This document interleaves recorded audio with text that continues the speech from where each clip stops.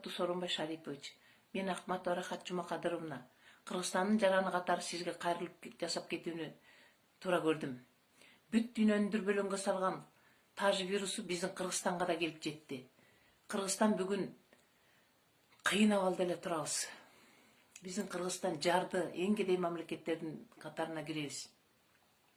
Ошондуктан мен сизден суранарым, карантин боло электе эле өздөрү каникулга чыгып кеткен 120 депутаттын акчаларын аларга 70 миллиондон ашык сом сарпталат экен. Ошолордун жардамчыларына, ошолордун шоферлоруна кеткен акчалардын баарын кайтарып алып, медицина кызматкерлерине сарптооңузду талап кылат элем. 120 депутат ошондон ары каникулга эле чыгып кетишсин. Алардын жасай турган кызматтары деле жок. Алар элдин көйгөйлөрүн чечкен жок. Алар только өзлөрүнүн бизнестери үчүн иштеп жүрүшөт. Алардын бизнестери толтура. Бизнестеринин акчалары менен деле алар жандарын багышат. Аларга мамлекеттен төлөнгөн акчанын кереги да жок. Ошол акчалардын баарын кайтарып медицина кызматкерлерине, медайымдарга жана санитаркаларга жумшаңыз. Мен ошону талап кылат элем. 70 миллиондон ашык сом сарпталат экен ошол депутаттарга. Бирок депутаттар 70 тыйынчалыктагы пайда келтирген жок эл үчүн. Экинчиден, биздин мурунку экс-президентибиз Роза Исаковна Отунбаева 80 миң сомдон ашык пенсия алат мамлекеттин эсебинен. Анын үй кызматчылары, анын шоферу, анын жан сакчыларынын баарына мамлекет акча төлөп турат. Мамлекеттин эсебинен каржыланат. Мына ошонун баарын жок дегенде 3 айга, жок дегенде 4 айга токтотуңуз. Роза Исаковна Отунбаева Кыргызстандын жараны катары биз алган 5 миң, 6 миң сом пенсия алып жашап турсун. Роза Исаковнанын дагы бизнестери толтура. Ошолор менен деле өзүнүн жанын багалат. Чет мамлекетте үйлөр бар. Ар бир депутаттын, ар бир байдын чет мамлекетте бизнестери жана үйлөрү бар. Ошондуктан ошолорго кетип аткан акчалардын баарын токтотуп, бардыгын медицина кызматкерлерине жумшооңузду суранам. Биздин ушул апат илдет менен ооруп калган жарандарыбызды Америка тыштап кеткен Ганчидеги аңгыраган сарайларга жаткырбай, ушул жерлердеги байларыбыздын ээрсиреп турган гостиницаларына жаткырыңыздар. Шарттары бар гостиницаларга жаткырып, жакшынакай дарылап, ошолорду сакайтып чыгарыңыздарды суранам. Жакшы сөз жан эргитет дейт. Ал дагы биздин жарандарыбыз, ал дагы капысынан жугузуп ошол илдетке чалдыгып калды. Бүгүн мен чалдыгып, эртең сиз чалдыгып калышыңызга да кепилдик жок. Бул оору менен Сооронбай Шарипович, ошондуктан мен суранат элем. Ошондой шарты жок жерлерге түртүп, бардыгын чогултуп, үйүп, ондон 20дан кылып киргизип салбай, 2-2ден гана бөлүп, ооруганын өзүнчө, оору илек шектүүлөрүн өзүнчө кылып, бөлүп койгонуңуздарда гана ошондо бул ооруган жугузбайбыз. Элибизди, мамлекетти сактап калганга мүмкүнчүлүк болот. Болбосо койдой кылып бардыгын үйүп киргизип салсаңыздар, ооруган менен оорубаган адамдар биригип турат да бардыгын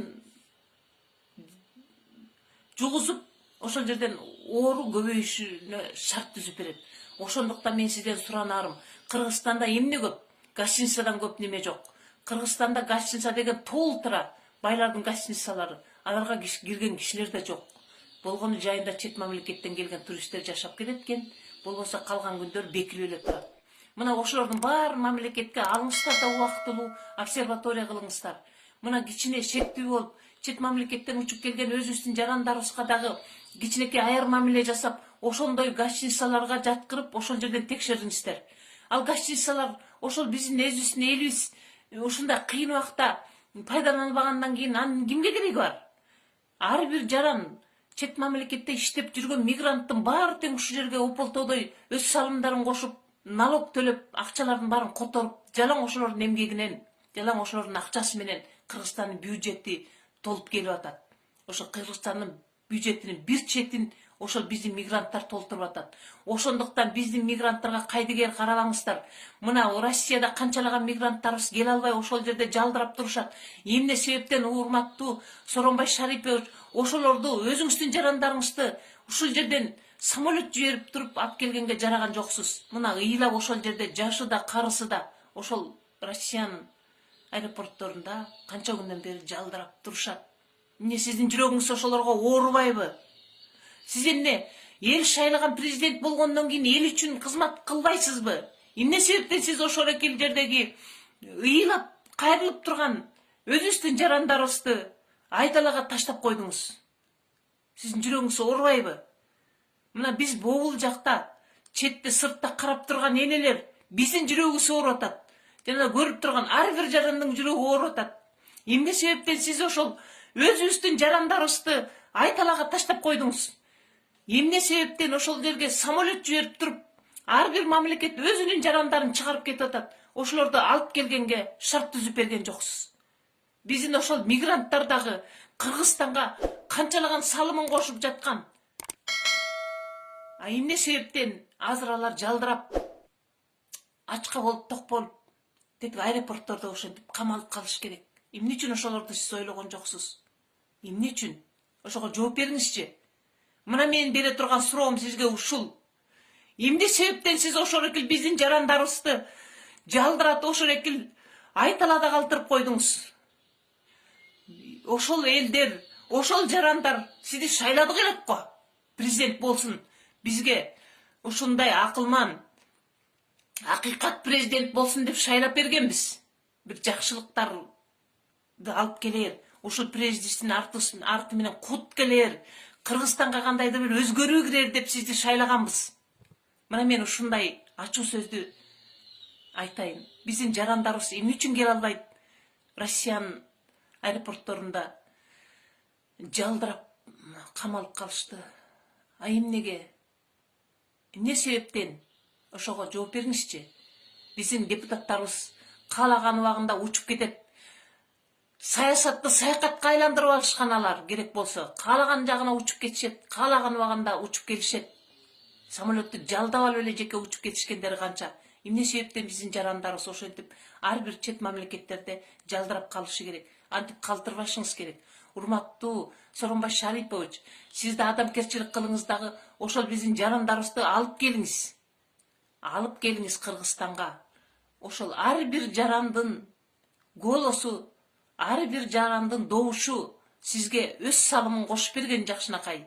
Ар бирибиз шайлап бергенбиз сизди. Жакшынакай, ак ниет, акыйкат президент болсун деп. Экинчиден, Роза Отунбаеванын 80 000 сом пенсиясын токтотуңуз. Бизге окшоп 6 000, 5 000ден гана пенсия алып турсун. 3 айгабы, 4 айгабы, боорекил кичинекей ааламат өтүп кеткенче эл катары алсын. Калганынын баарын тең могул жердеги биздин медицина кызматкерлерибизге жумшаңыз. Биздин медицина кызматкери мага дагы, сизге дагы, болгон бүткөн Кыргызстандын элинин баарына керек. Анткени биздин өмүрүбүз ушул медицина кызматкерлеринин колунда турат азыр. Ошондуктан ошолорго жакшынакай шарт, ошолордун акчасын көбөйтүп, ошолорго тиешелүү кийим кечелерди сатып берүүңүздү суранат элем. Бул элдин атынан, элдин баарынын көйгөйү, азыркы элдин баарынын тилеги ошол болуп калды. Биз баарыбыз медицина кызматкерлердин, врачтардын өмүрүн тилеп калдык. Айланайын ушул врачыбыз бир ооруну айыктырса, ошого биз оору айыгыптыр, жакшы, ал акыбалы жакшы болуптур деген сайын биз ошолорго рахматыбызды, ыраазычылыгыбызды айтып, тилек кылып атабыз, батабызды берип атабыз. Ошондуктан сиз дагы намаз окуган, ислам динин урматтаган жаран катары, гражданин катары ушундай биздин үнүбүздү угуп коюңуз. Рахмат.